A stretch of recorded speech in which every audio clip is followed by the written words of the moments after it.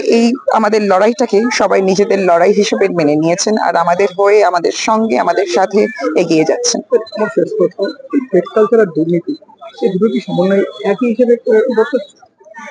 মানে almost hand in hand, thread culture দুর্নীতি almost hand in hand, একটা নেপাত হলেই আর একটাও যাবে, এটা আমার বিশ্বাস। সবার মধ্যে যে প্রতিবাদ, সবার মধ্যে যে বিক্ষোভ, সবাই যে কষ্ট পেয়েছে সেটাই এই প্রদীপের আগুনে জ্বলে উঠছে, সেটাকেই আমরা ভাসিয়ে সবার মধ্যে ছড়িয়ে দিতে চাইছি। এটা জ্বলবে, এটা সময়ের সাথে সাথে বয়ে যাবে, সেটাই মাথায় রেখে চাইছি। আমাদের পুরোটাই হচ্ছে অভয়ার আমার বোনের ন্যায় বিচারের জন্যই জিনিসটাকে করা।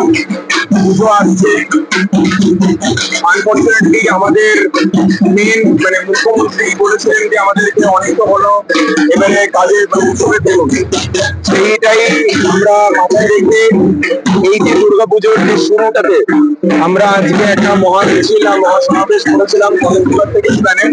সেখান থেকে আমরা এখানে এসেছি বাজেপতলা বা বাবুঘাটে, যেখানে আমরা হাজারখানা প্রদীপ বা অভয়া প্রদীপ ভাসানোর একটা পরিকল্পনা করেছি গঙ্গা তীরে।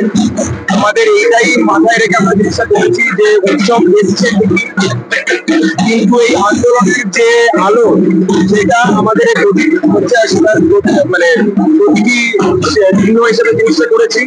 আর আমরা এই যে জিনিসটাকে গঙ্গা থেকে আমরা ভাসিয়েছি, এটা বোঝানোর জন্য যে এই আন্দোলনটা শেষ হয়ে যায়নি, এই আন্দোলনটা চলবে যতদিন না আমাদের বোনের জাস্টিসে যতক্ষণ না আমরা পাবো।